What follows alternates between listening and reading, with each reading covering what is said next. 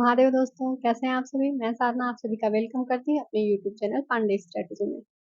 तो दोस्तों, इसके पहले हमने यूजीसी नेट फर्स्ट पेपर के 5th टॉपिक को कवर किया था, जो मैथमेटिकल रीजनिंग एंड एप्टीट्यूड था, गणितीय तर्क और अभिव्यक्ति। और दोस्तों, इसके बाद हम अपने नेक्स्ट टॉपिक पे आते हैं, जो है लॉजिकल रीजनिंग। तो दोस्तों, आज का सेशन भी थोड़ा इम्पोर्टेंट है, थोड़ा ध्यान दीजिएगा।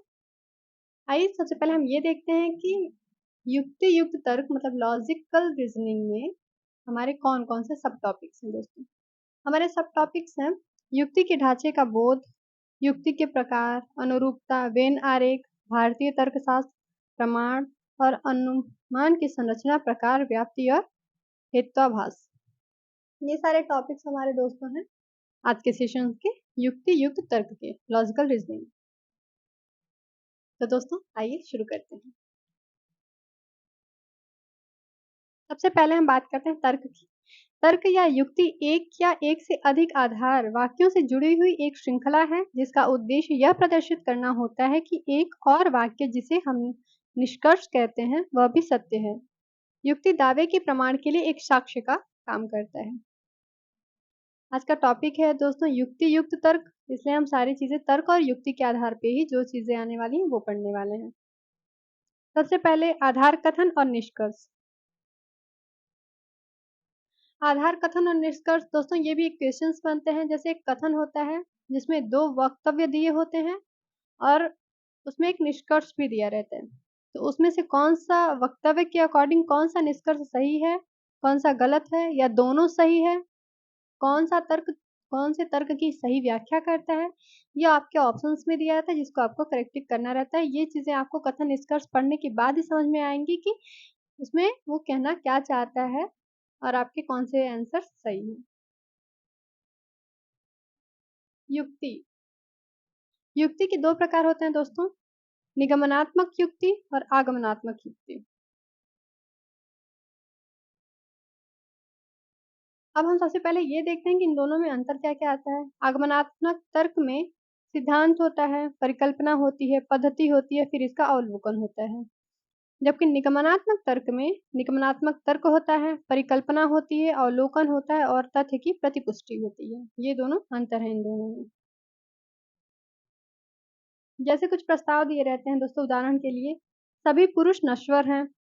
प्रस्ताव दूसरा है मैं एक पुरुष हूँ। निष्कर्ष है इसलिए मैं नश्वर हूँ। यह निष्कर्ष प्रस्ताव का ही एक भाग है।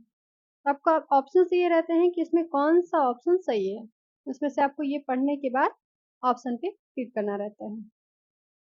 नेक्स्ट टॉपिक है इसमें वैधता।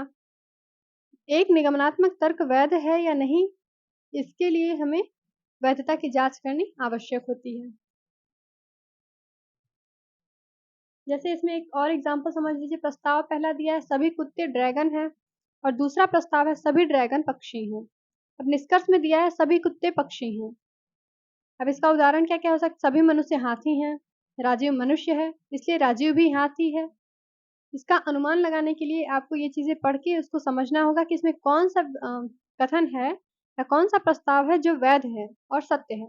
जो प्रस्ताव आपको वैध और सत्य लगे वही प्रस्ताव सही है दोस्तों, उसी पे आपको क्लिक करना है।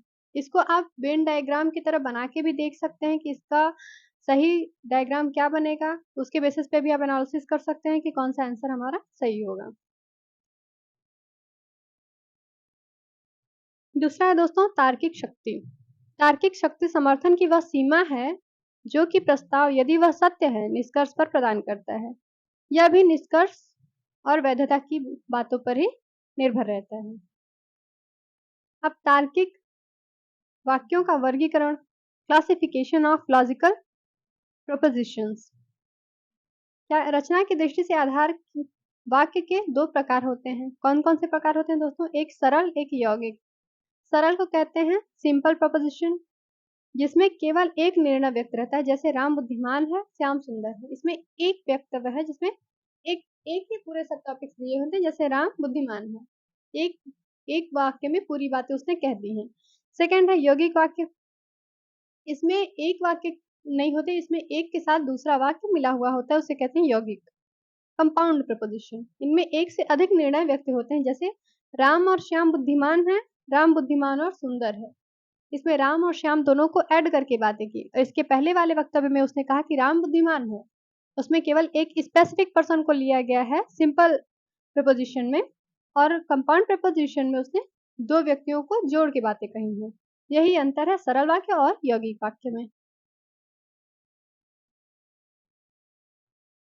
और कोई भी वाक्य दोस्तों दो तरीके का हो सकता है, सकारात्मक भावात्मक या निषेधात्मक।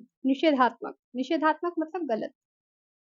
एक सकारात्मक जो सही हो, सत्य की सत्ता को वैधता की जांच करता हो, और दूसरा है निषेधात्मक जिसमें कुछ व्यक्ति नहीं की भी उपाधि उसमें सम्मिलित हो, छुपी हुई हो, उसे हम कहते हैं निषेधात्मक वक्तव्य।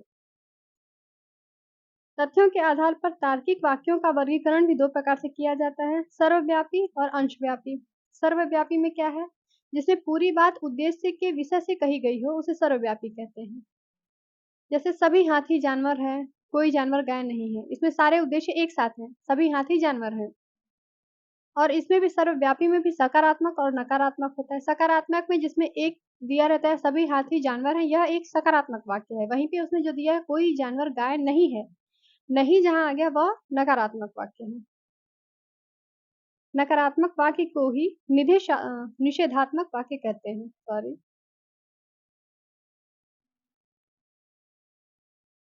और अंशव्यापी में क्या होता है, इसमें ऐसे वाक्य जिनमें उद्देश्य के कुछ अंशों के विषय में कहा जाता है, तो ऐसे वाक्य को अंशव्यापी कहा जाता है। जैसे कुछ गाय जानवर हैं, कुछ जानवर शेर नहीं है, ये अंशव्यापी है। कुछ को कह दिया उसने, सभी को नहीं किया। कुछ को कहा तो मतलब कुछ हो भी सकते हैं, कुछ नहीं भी हो सकते हैं। जहां जबकि उसने सर्वव्यापी में कहा सभी हाथी जानवर हैं, और उसने अंशव्यापी में कह दिया कि कुछ गाय जानवर हैं, कुछ जानवर शेर नहीं है, इसमें कुछ की बात आ गई। अंशव्यापी भी सकारात्मक और नकारात्मक दोनों प्रकार के होते हैं। अब पढ़ते हैं हम पदों की व्याप्ति, डिस्ट्रीब्यूशन ऑफ टर्म्स। ये व्याप्त भी होते हैं और अव्याप्त भी होते हैं। यदि किसी संपूर्ण पद के विषय में कुछ कहा जाए तो वह व्याप्त पद कहे जाते हैं, जबकि वहीं यदि किसी पद के एक भाग के बारे में बात किया जाए, स्पेसिफिक केवल एक चीज के बारे में बात किया जाए, तो उसे अव्याप्त कहते हैं। जैसे कोई अगर डेटा है आपके पास, उसमें एक डेटा में आपको सारी चीजें बता दी गई कि हाँ ये चीज ऐसे है, ये चीज ऐसे है, तो वो जो डेटा है आपका वो व्याप्त है। जबकि दूसरे में अगर किसी भी चीज को वहां से अवॉइड किया गया है या हाइड किया गया है, तो वो वाक्य आपके अव्याप्त है। ये अंतर होता है व्याप्त और अव्याप्त में। हम अपने नेक्स्ट टॉपिक पे आते हैं।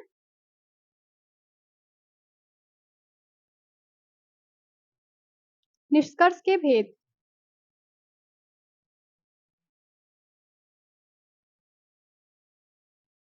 निष्कर्ष के भेद क्या क्या हैं? इसके भी दो भेद हैं, निगमनात्मक और आगमनात्मक। इसमें अनुमान होता है, अनुमान के बेसिस होते हैं, निगमनात्मक होते हैं या आगमनात्मक होते हैं। अब ये देखते हैं, निगमनात्मक अनुमान भी दो प्रकार के होते हैं, अनंतरानुमान और मध्याश्रित। ये दो प्रकार होते हैं इसके। हालांकि इससे क्वेश्चन नहीं बनते, पर जान लेना जरूरी है, आ भी सकता है नहीं भी आ सकता है। लेकिन इसमें बहुत सारे टॉपिक हैं दोस्तों जो बहुत इंपॉर्टेंट टॉपिक है, जो आपको कवर करने ही है। जैसे इसमें एक टॉपिक और है, निगमनात्मक निष्कर्ष प्राप्त करने की विधियां। कोई भी निष्कर्ष हो उसे प्राप्त करने की विधियां कौन कौन सी होनी चाहिए? विश्लेषणात्मक विधि और वेन आरेख। एक विश्लेषण विधि होनी चाहिए जिसमें एनालिसिस किया जाता है, और दूसरा वेन आरेख। वेन आरेख मतलब आप डायग्राम के बेस पे उसे एनालिसिस कर सकते हैं कि वो वैध है या नहीं।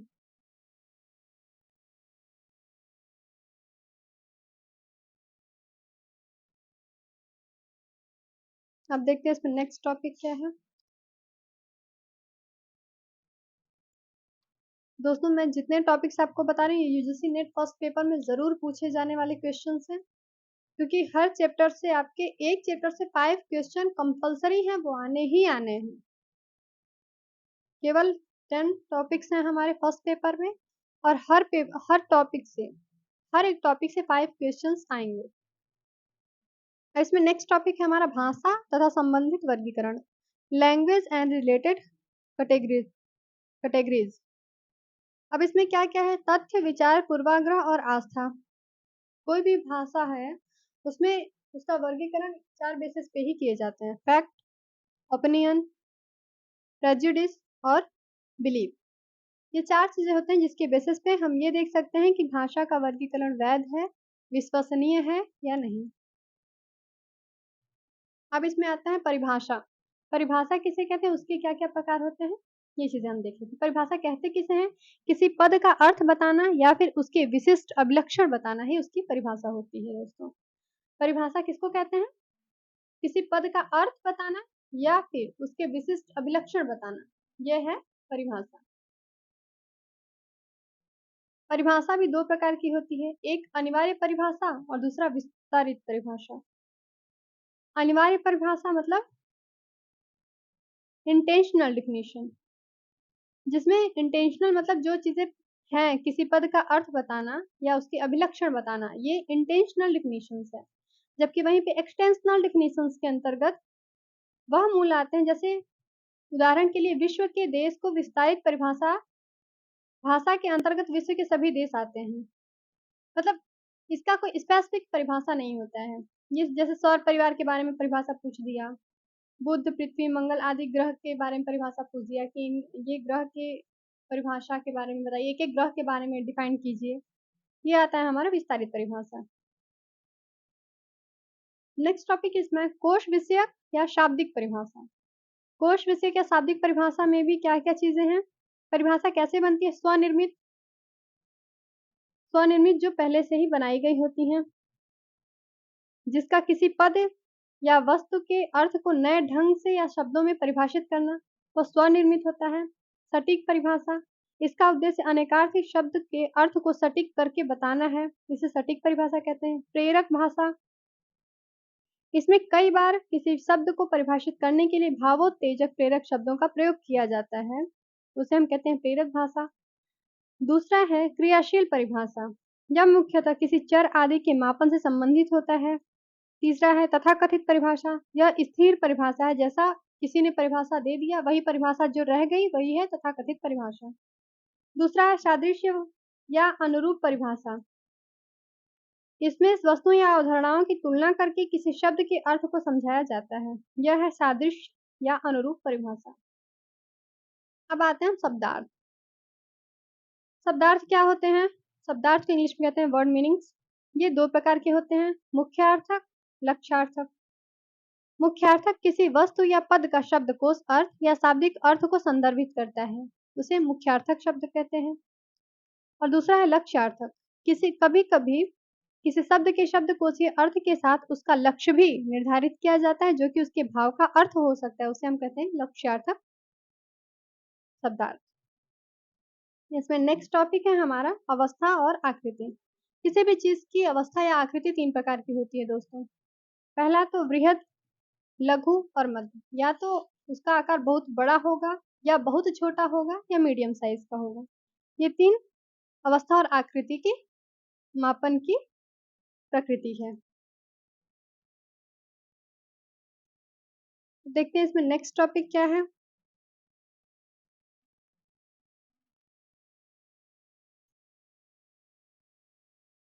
अनौपचारिक युक्ति दोष के प्रकार। अब इसमें कौन-कौन से प्रकार हैं जो युक्ति दोष के प्रकार हैं? वो हैं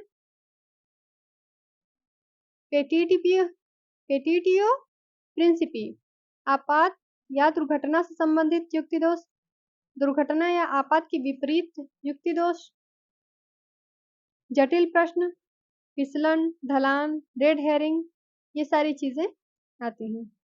नेक्स्ट टॉपिक है हमारा भारतीय तर्कशास्त्र ज्ञान के साधन, Indian logic system source of knowledge. ये एक इंपॉर्टेंट टॉपिक है दोस्तों, ये थोड़ा ध्यान दीजिएगा। इसमें भी पहला है आगमनात्मक ज्ञान, दूसरा है प्रयोग मूलक ज्ञान, तीसरा है प्रागनुभव ज्ञान, जिसमें हमें ये चीजें बताई गई हैं दोस्तों कि किसमें कौन कौन से बेसिस आते हैं। आगमनात्मक ज्ञान में यहाँ पर ज्ञान की प्राप्ति अनुभव और परीक्षण के आधार पर होता है। प्रयोगात्मक में इसमें ज्ञान प्रयोग, निरीक्षण और अनुभव के आधार पर होता है। प्रागनुभव में इसमें ज्ञान स्वयं प्रत्यक्ष की भांति समझा जाता है। ये तीनों में अंतर है। अब हम बात करते हैं दर्शन शास्त्र की।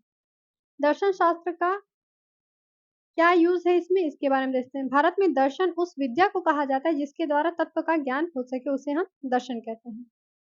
दर्शन की भी कुछ मुख्य 3 अवधियां हैं दोस्तों। भारतीय दर्शन स्वयं को मुख्य 3 अवस्थाओं में विभाजित करता है। कौन कौन सी अवस्था है या अवधियां हैं? वेद या वैदिक काल, उपनिषद काल और उत्तर वैदिक काल या वेदांत। वेद या वैदिक काल के अंतर्गत क्या क्या आता है दोस्तों? भारतवर्ष में तत्वों के अन्वेषण की प्रवृत्ति उस सुदूर काल से है जिसे हम वैदिक युग के नाम से पुकारते हैं। वैदिक साहित्य का विचार 4 चरणों में हुआ। इसका विकास 4 चरणों में हुआ। वो 4 चरण कौन कौन से हैं? संहिता, ब्राह्मण, आरण्य और उपनिषद। मंत्रों और संस्थियों के संग्रह को संहिता कहा जाता है। यहाँ 4 प्रमुख प्रकार की संहिताएं हैं। वो कौन कौन सी हैं? ऋग्वेद, यजुर्वेद, अथर्ववेद और सामवेद। और दूसरा है उपनिषद काल। उपनिषद काल में क्या क्या आता है? उपनिषद का अर्थ है विद्यार्थी गुरु की शरण में या गुरु के समीप बैठकर ज्ञान का रहस्य प्राप्त करें, उसे हम कहते हैं उपनिषद। उपनिषद का रचना काल 1000 और 800 ईसा पूर्व के बीच माना गया है। तीसरा है इसमें उत्तर वैदिक काल या वेदांत। उत्तर वैदिक का काल लगभग 1400 ईसा पूर्व से 600 ईसा पूर्व के बीच माना गया है। उत्तर वैदिक काल में समाज को 4 वर्णों में विभाजित किया गया है। वर्ण कौन कौन से थे? ब्राह्मण, क्षत्रिय, वैश्य और शूद्र। अब इसमें हम आते हैं आस्तिक और नास्तिक, ऑर्थोडॉक्स एंड अनऑर्थोडॉक्स नॉलेज। इसमें भी ज्ञान की बात कही गई है। ज्ञान के मुख्य कारक हैं, तो कौन कौन से 4 कारक हैं? प्रमाता, प्रमेय, प्रमाण और प्रमा। प्रमाता मतलब वह विषय जो जानता है, उसे कहते हैं प्रमाता। दूसरा है प्रमेय, ज्ञान की वस्तु कैसी है, उसे कहते हैं प्रमेय। तीसरा है प्रमाण, वैध ज्ञान का साधन है या नहीं, इसे कहते हैं प्रमाण। चौथा है प्रमा, वैध ज्ञान का परिणाम, उसका एवोल्यूशन, उसका मूल्यांकन, उसे हम कहते हैं प्रमाण। ये 4 कारक होते हैं जो ज्ञान के मुख्य कारक होते हैं। भारत में ज्ञान के सिद्धांत को 2 भागों में विभाजित किया गया है। वो कौन कौन से 2 भाग हैं? श्वेताब्रह्मवाद और दूसरा है परार्थप्राम्यवाद। श्वेताब्रह्मवाद क्या है? ज्ञान की आत्मवैधता, इसे हम कहते हैं श्वेताब्रह्मवाद। Self validity of knowledge.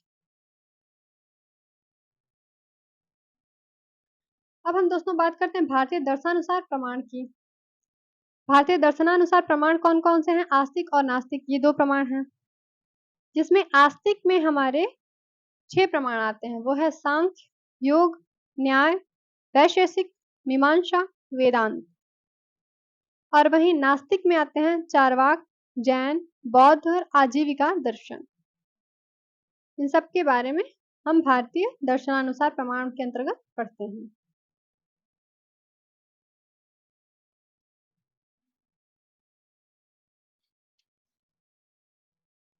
अब हम आते हैं दोस्तों नेक्स्ट टॉपिक के, ज्ञान। ज्ञान को एक डायग्राम से भी बताया गया है दोस्तों, जिसमें ज्ञान को 2 पार्ट में डिवाइड किया गया है, अनुभव ज्ञान और स्मृति ज्ञान। अनुभव ज्ञान में यथार्थ, जो चीजें सत्य हैं, जो सामने है, भौतिक रूप से दिख रही हैं, उसे हम यथार्थ कहते हैं। और दूसरा है स्मृति ज्ञान में अप्रभा या अयथार्थ। अयथार्थ मतलब जो चीजें हमें दिख नहीं रही हैं, वो हमें सामने नहीं दिख रही हैं, हम बस एक अनुमान लगा सकते हैं या चीजें कि हाँ वो ऐसी चीजें होंगी, एक अनुमान के बेसिस पे वो रखी जाती हैं, जबकि वो सत्य नहीं है। ये हमारे ज्ञान। इसमें नेक्स्ट टॉपिक क्या आता है वो देख लेते हैं।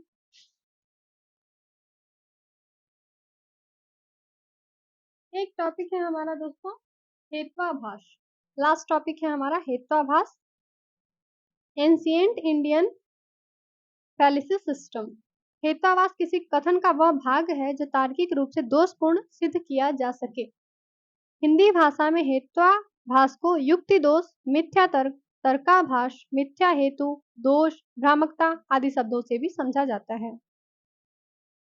हेत्वाभास एक संस्कृत शब्द है जो 2 शब्दों हेतु तथा आभास से मिलकर बना है। हेतु का अर्थ होता है मध्य पद और आभास का अर्थ होता है जो नहीं है वह दिखना। प्राचीन भारत की तर्क व्यवस्था में हेत्वाभास भौतिक हेत्वाभास या अनात्मीय है, विदाउट सोल।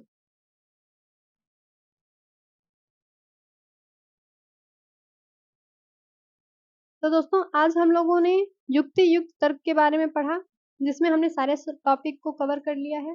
आज का सेशन आपको कैसा लगा? अगर वीडियो पसंद आई हो तो हमारे चैनल को लाइक करें और सब्सक्राइब करें दोस्तों। महादेव, धन्यवाद।